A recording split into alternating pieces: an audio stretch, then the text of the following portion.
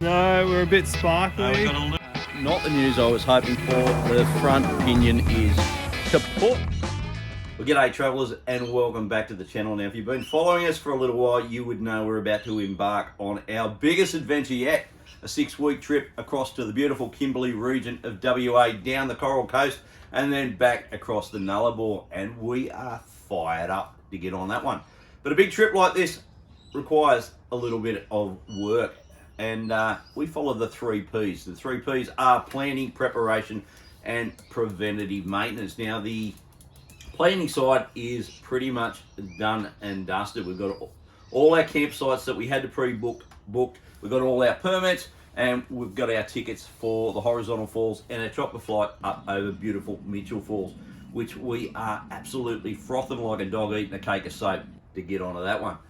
Now, the other two, preventative maintenance and preparation, well, they're still going. We have got 4.5 weeks until we turn the key in old Izzy and head off west. So we thought we would take you through the last month of getting ready. Now, I wrote Brody in because we've been doing the Black Betty budget build, so he owes me one. So he's over here to help me do a little bit of work on Izzy and on the Austrac. So we'll run you through our last month and we'll take you through what it takes to get yourself in the best possible position to minimise anything going wrong in a big trip into one of the remotest parts of Australia. Let's get into it, mate. Finish this coffee. Rightio, folks. Into it. Going to start with a little bit of work in the back of Izzy. We've got a few things that we need to fix up, and I'll show you that now. We've got our little on-tap jerry can, and we love this little thing. It's sitting in a jerry can holder, but this is actually the jerry can holder off the front of the Austrac.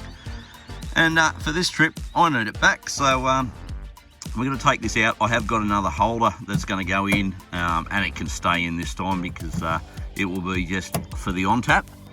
And around on the other side, we've had a little bit of a malfunction. So we've got, sorry about the mess, it's still full of shit from the Turon, but essentially I made up this little shelf here for the travel oven and the inverter. Now, I had a similar setup in hop that was all welded steel, but it was really, really heavy. So I thought, you know, I'll get some of this aluminium tube and these plastic joiners to keep everything lightweight.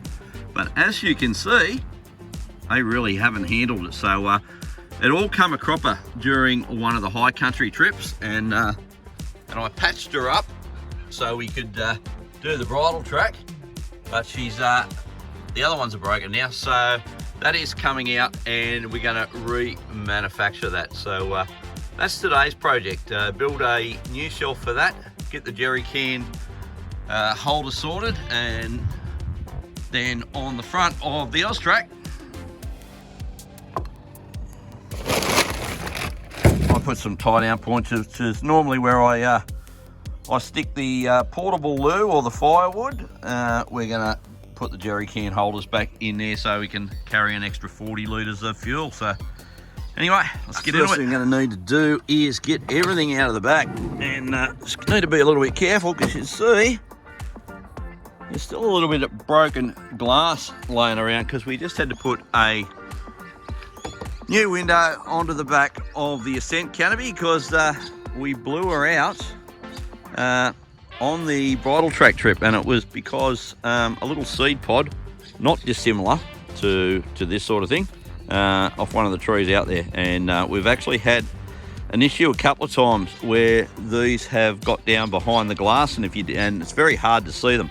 And if something is in there and you lift that window up, kaboom. So we've actually made a little modification. I don't know if you can see that in there, it's really hard, but we've actually installed a little rubber. Further.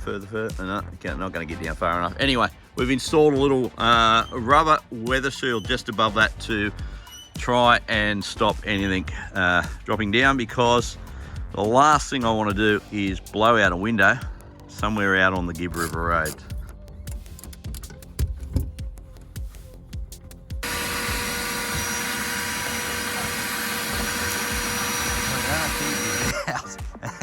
that is what is left of our shelf. So clearly these plastic joiners are not off-road proof. So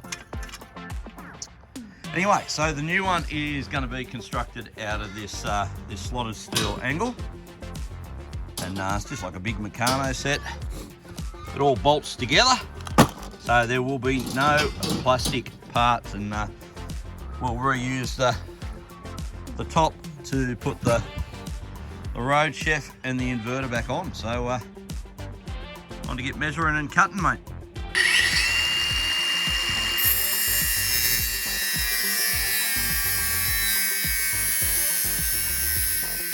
Rightio, so she is complete, and back end, and much sturdier. So got to put all the wiring and stuff back on yet. Well, now we're just about to do the jerry can holder for the on tap, and I was using the one off the top of the front of the Oztrack, which works a treat. I've got another one to replace it with, but as you can see, she just fell over, but as you can see, it's a whole lot taller. And as a consequence to that, we're not going to be able to get the on tap in because we don't have enough height inside the canopy, and the outlet's also going to be obscured. So what we're going to do is we're going to cut the guts out of this jerry can holder, and then and weld it back together.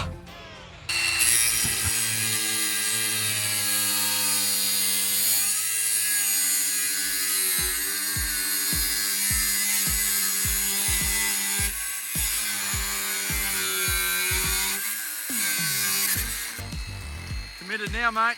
Yep.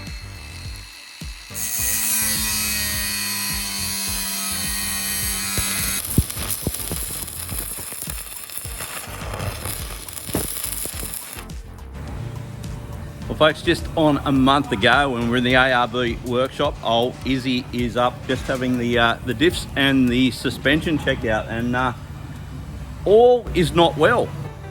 Under here we've got a torn steering boot, and we've got a buggered CV boot on the passenger side. What is concerning is this is Matty. He's one of our diff technicians, and you got some not so great news for me, mate, have you? No, we're a bit sparkly. We got a little bit of a glitter bomb from the front diff. So probably going to be diff out before I go, isn't it, mate? Yeah, 100%. So diff out, and got a little bit of oil in the airlines in the rear as well, which could be a seal or... Could be a seal. We won't know 100% until we pull it out, but we'll do our best to fix it before you trip, won't we? That would be good. Yes. So there we go. And then she's in at the mechanics next week for all the rest of it. But going to be a sleepover, isn't it? Yeah, 100%. Yeah, couple of days here. Sleepover. Yeah, she'll love it. Bugger. More coin. Now we've also got a pretty significant, I don't know if you can see that, a pretty significant dent in this front strut, which is potentially through to the second skin. So that is just not worth taking chances doing the Gibb River Road and all those corrugations. So we're going to throw in a new set of old man Emu Nitro chargers on the front, and the rest of the suspension actually looks pretty good. Have noticed though, we have a bit of scoring here on the frontier tank, and that's from this spring hanger here. So what the boys are going to do is shorten that top bolt, so when she's all flexed up there's no contact. Other than that, everything looks all right. With a bit of a bend on the strap here, but look, at the end of the day, that's the nature of what we do, and when you drive them hard, things go wrong. But that's exactly why we've got it up on the hoist here a month out before we go, to find those issues and get them rectified. So yeah, the whole preventative maintenance and making sure that your vehicle is inspected properly is absolutely paramount, because any of these things out in the middle of the Kimberley could be an absolute showstopper and a very, very costly tow. Planning a trip like this isn't all about the car and the camper. There's a heck of a lot of logistics that go behind it. And right now we're just trying to work out our shopping list. We've got some big stints. I think the longest stint we've got is about 10 days between the shop, which is between Kununurra and Broome. And obviously you've got limited places that have full shopping facilities. So we're actually going through, we've got our itinerary here. We're basically just making out a rough meal plan. From that we'll create a shopping list, and then from that shopping list we break it down to where we're going to shop. So that's the food side of things. Safety side though, we've picked ourselves up one of these. So this is the Zoleo, and we looked at a lot of stuff that was out on the market, and there's plenty of just EPIRB type devices. What we really liked about the Zoleo is that we can send a short 160 character SMS. We get, I think, 20 messages? 25 messages. 25 messages a month. And we can receive messages as well. And we can also receive. So a short message just back to the kids at home. Hey guys, arrived at Mitchell Falls. That's all we need to send. And it sends your location. And, talk to you Wednesday, and it'll ping the location. They know we're safe.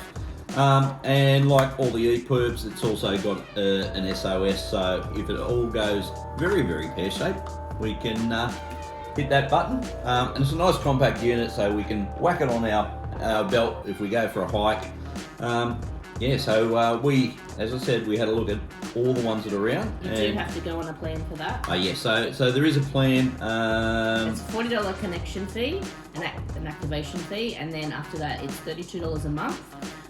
You got to have it on for 3 months, and then if you're back at home and you don't want to have it on anymore, you can suspend it for as long as you need to and then reactivate it next trip. Yeah, so we reckon this one, the Zoleo, not sponsored, but we reckon this is probably one of the better ones out there.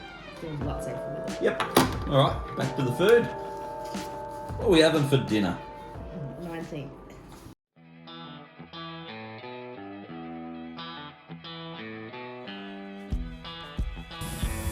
Well, here we are on the locker bench at ARB, and not the news I was hoping for. The front pinion is kaput. So on the phone now to Terrain Tamer and try and chase up a diff rebuild kit.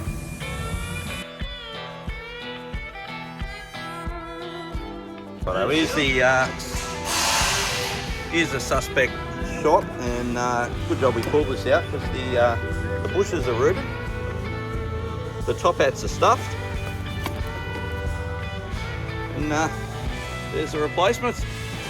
Well, sometimes you can plan as well as you like, and there will always be stuff that comes up outside your control, and right now that is what is happening. There is a big weather event happening up in the Kimberley, and the Gibb River Road is currently closed. They received somewhere between 65 to 100 mil today being Tuesday. And a second similar ban is forecast to come through on Thursday. So as I said, the Gibb is currently closed.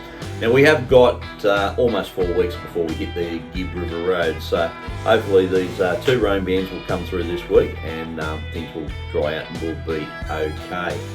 But I am having some nervous flashbacks to last year when Izzy was in the mechanic and we were heading off, and then our plans to do the Channel Country and up in Birdsville were dashed because of the rain.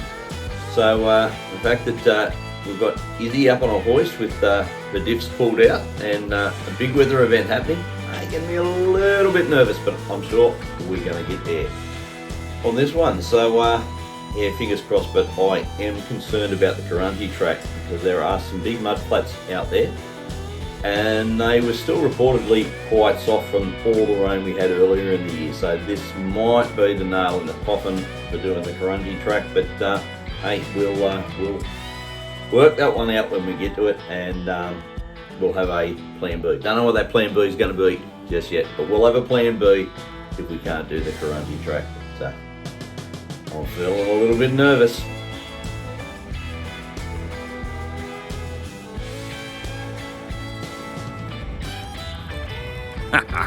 feeling a bit better now, just leaving Terrain Tamer. And I have got the bits I need to get Izzy back together. We got us a full diff overhaul kit for the front diff. A couple of the genuine Strut top hats. So back to ARB Moorebank now. And let's get this puppy back together.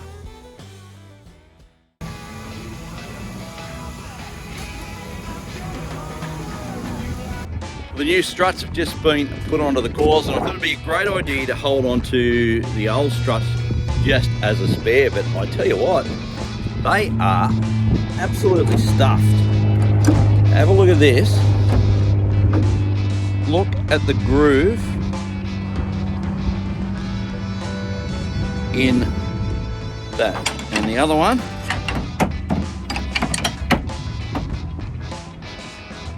just as bad. So the little dent that we had there was just the tip of the iceberg. So what a lucky strike it was to pull those out and put some new ones in, because I reckon on the corrugations of the Gibb we would have snapped those puppies right off. I got some nice new shiny old man new nitro chargers now, ready to go in.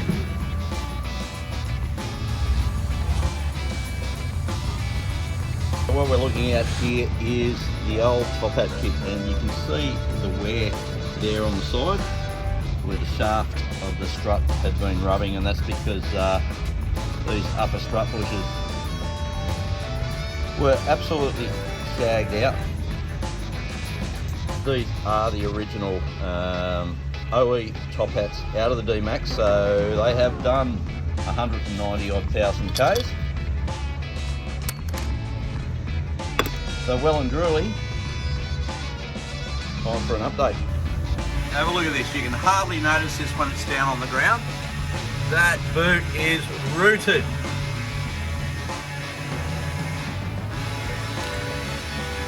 I've got a diff, sort of.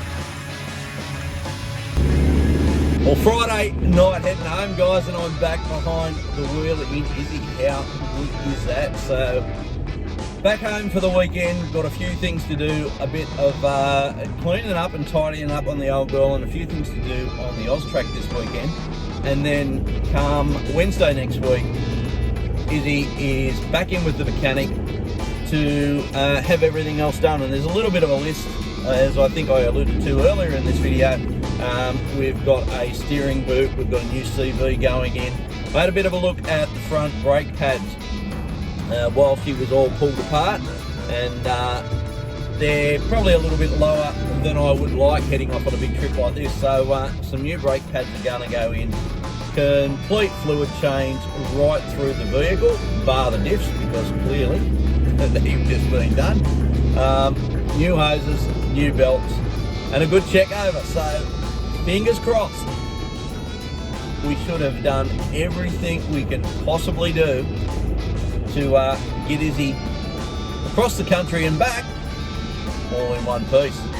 So right now, I'm gonna head home, crack a beer, and I'm gonna chill tonight and then back into it tomorrow morning. 15 days to go, and today is all about the camper trailer. So the last week or so has been on that old girl there, and how good is it to have her home and running again. But this weekend is all about the Austrac. So got a few things to do today. Put some straps on the jerry cans, fill up our gas bottles, and then we're going to open the Austrac up and go through, check everything. We're going to pull everything out of it that we don't need for this trip, so we're not lugging stuff around the country, and make sure that we've got everything in it that we do need. We'll probably fill the water tanks today and just go over everything one last time to make sure that side of the equation, because that's the side we're going to be living out,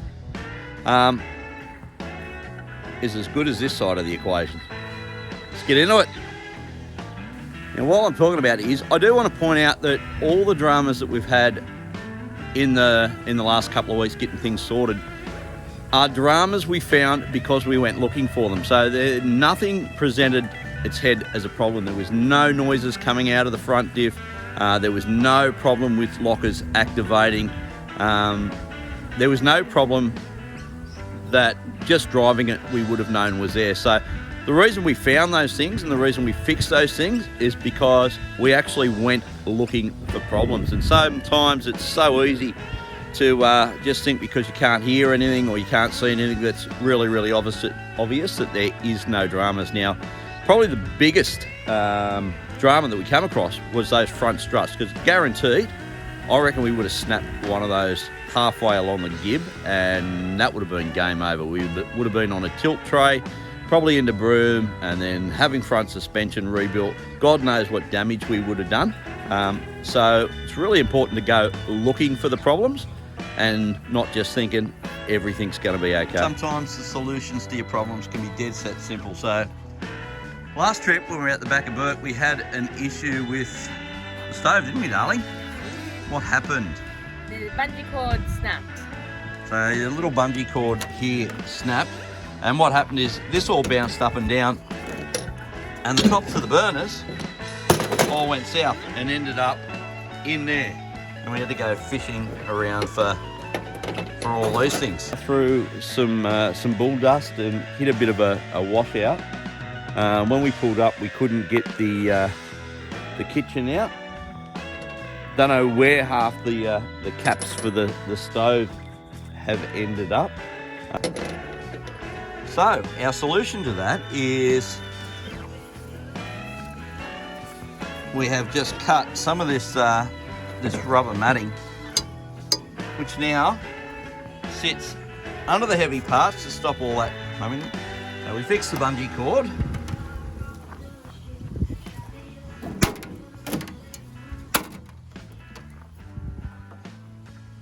Now that clips down and nothing comes a cropper. Genius. Pretty good. All right, you found another handy little gadget. These are pretty cool. Where'd you find these? Kmart. And they're just a little magnetic towel rack. So we can pop them anywhere around the camper and hang tea towels or, you know, Neen's G-strings or whatever. Yeah. That'll be happening. That'll be happening. So yeah, just a handy little gadget. And the good thing about it, we can pop it in the tunnel boot there and stick it up on the side. I'm doing hand movements behind the camera. There we go. Yes, you can stick it up on the roof. Up on the roof of the thing, so you can still slide everything under it. They're pretty cool. Yeah. Exactly the same thing in the back of his now. We're going through all the drawers, pulling everything out and taking out anything that we don't need. Just making sure now we're covered for all our recovery gear. So we've got our inflation kit here, which has got all our hoses, our inflators, our deflators. We've got our full recovery kit there, and I'll show you the contents of that one in a minute.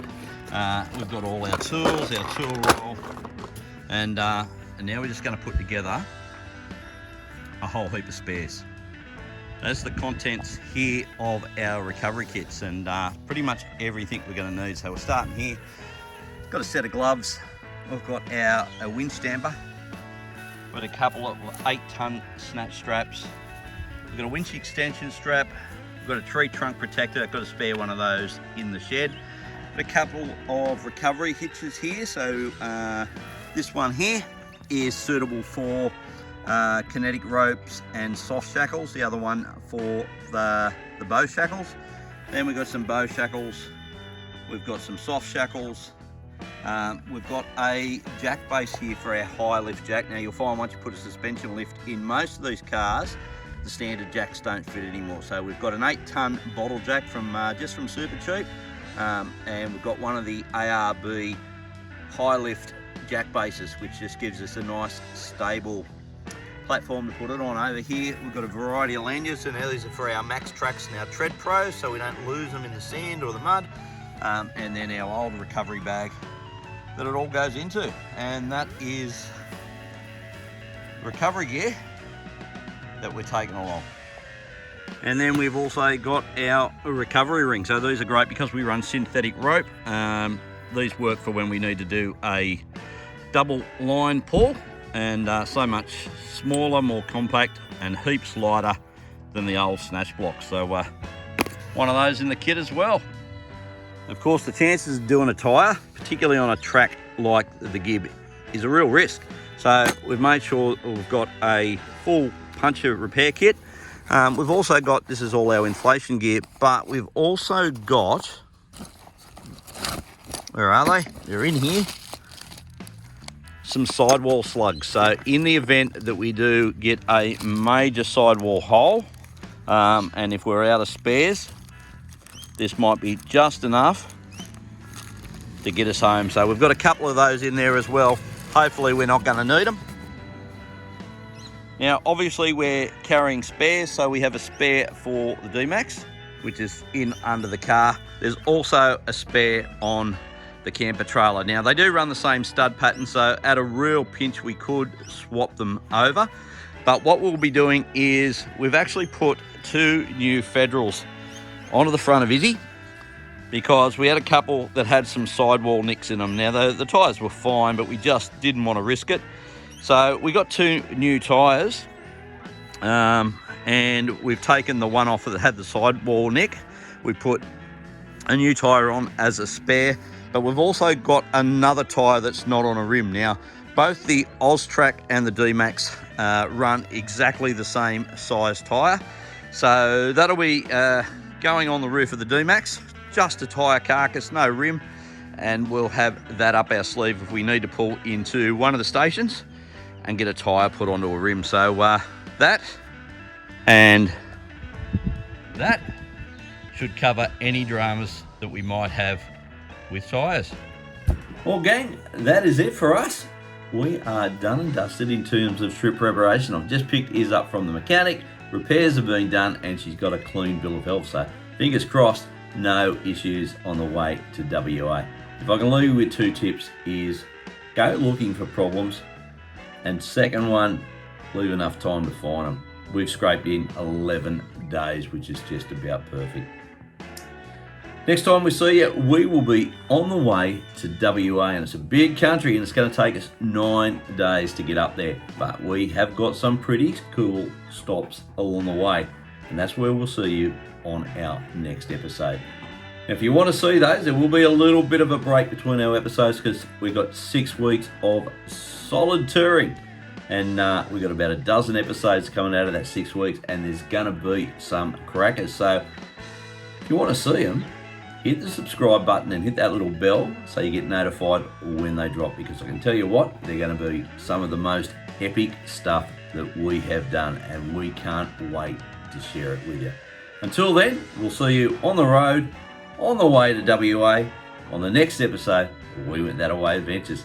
Cheers, guys.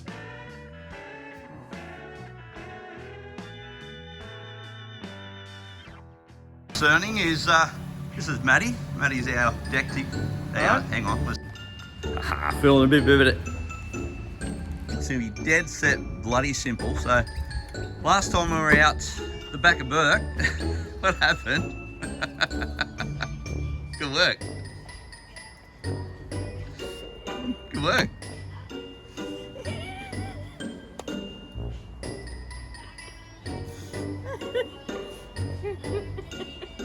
Yes. Are we right? Yeah. Cool.